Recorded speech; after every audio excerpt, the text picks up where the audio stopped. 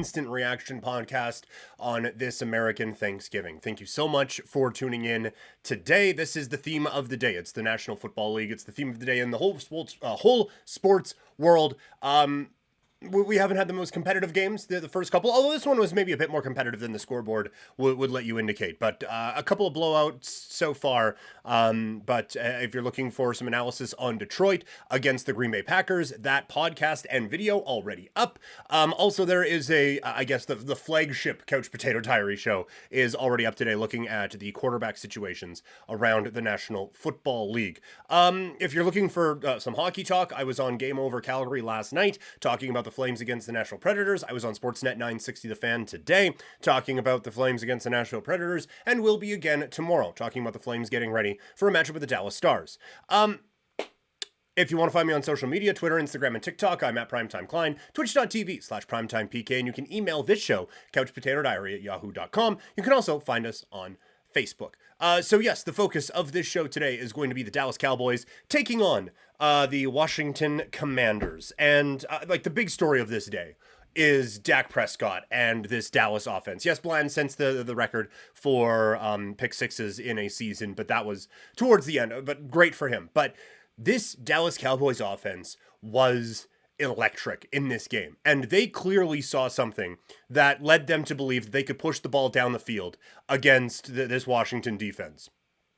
And they were not incorrect in that assessment. Early on, there was a couple of big shots that they were so close on a few, but it was letting Washington hang around in these games. But eventually, those passes started to hit, and there was just no fear of this defense, quite frankly. Not in a taunting sort of way, but just in a play calling and execution sort of way. There was no respect for this Washington defense from the Dallas Cowboys. They lit them up like a Christmas tree. It was aggressively pushing the ball down the field constantly, from Dak Prescott to CeeDee Lamb or to Cooks or to other receivers who I haven't totally heard of before.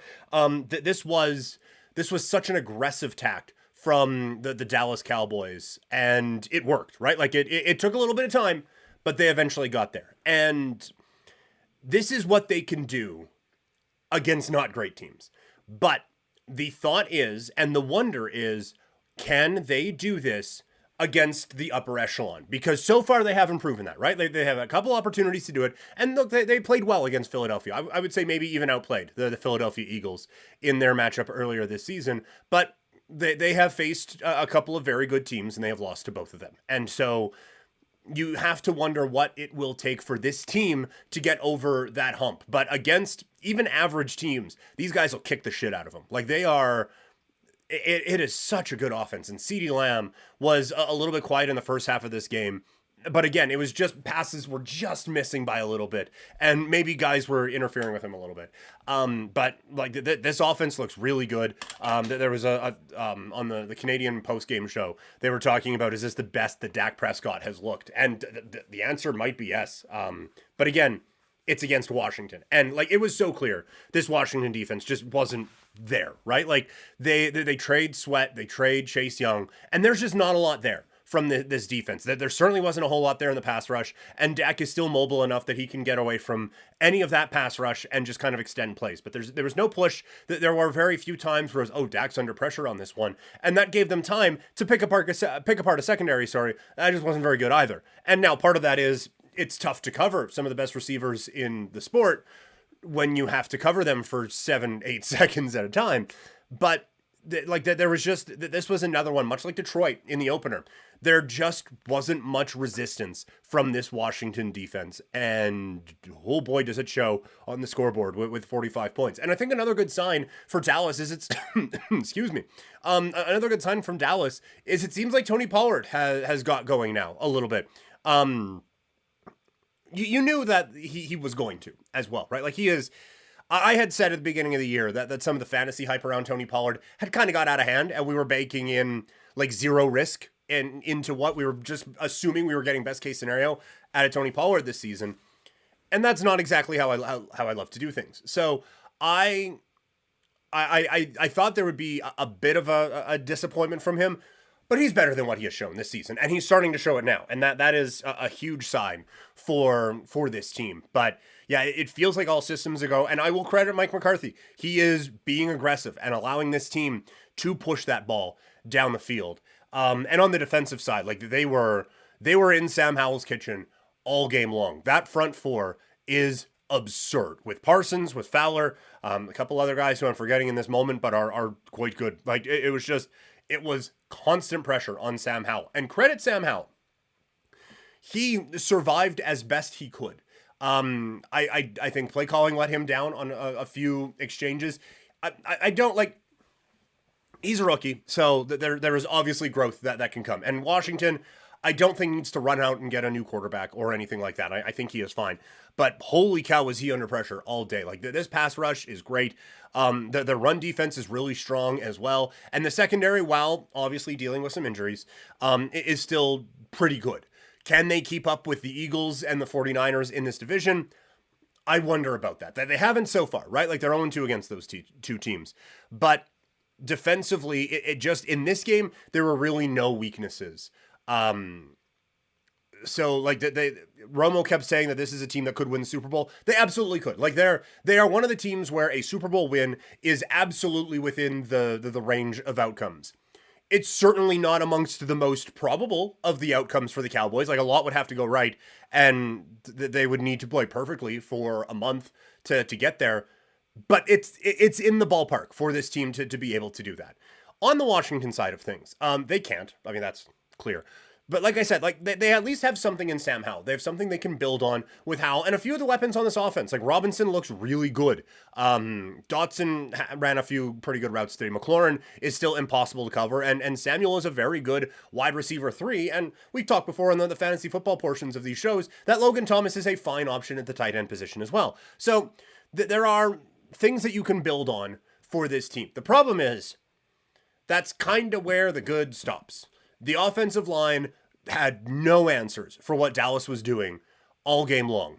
They got eaten alive out there today. It was rough. And Howell, because he is a mobile quarterback, with pretty good escapability, he was able to extend some plays, spinning away from, like Nance was about to call, and down he goes, and oh, no, he's not. He spins away from a tackle and was able to extend some plays and keep this offense moving. I don't think the play calling helped. Now, it is difficult to call plays when your quarterback has exactly 2 seconds to throw the football before he has one of the best pass rushers in the league bearing down on him and in his face. So that does kind of limit your play calling, but they were bringing it up on the broadcast. 3rd and 1, 4th and 1. You have a mobile quarterback, like at very least roll him out and see what happens. That happens so little in this league. I feel like it provides you with some of these options. Or, like they were saying on the broadcast, under center. When you're running from the shotgun, you kind of know exactly what direction he can go in. And so that they can read that and kind of snuff out anything that you are looking to do. So, play calling, I thought Washington was quite lacking in this game. And they were lacking some big plays that you need to keep up in this game. They were trying to dribble the air out of the basketball. It was a lot of 6-7 minute drives with just quick 6-7 yard passes, running the ball with Robinson, hoping he would break one, and he did a couple of times, and just like hoping a big play just kind of develops instead of actually looking for one, which again, it's tough to do given the offensive line issues, but it was death by 1,000 cuts out there in this game. And you cannot keep up with this Dallas Cowboys offense against how bad that defense is. And that defense has nothing. Like there I can't think of one thing that you see from this game where you can say, okay, well, at least Washington has there was no they got nothing there. There's just they trade away 2 high-end pieces. And look, credit to them. They were one of the only teams who kind of sold at the deadline and just saw like, okay, well, if no one else is moving anything, let's get a couple of assets for these guys and just kind of start over. But they have to start over. The defensive line got ran all over, and they couldn't cover anybody. Anytime Dallas wasn't successful on offense, it wasn't really because of what Washington did. It was because a deep pass was just off, or Ferguson hit the ground with just a terrifying ferocity, and the ball bounced off of him.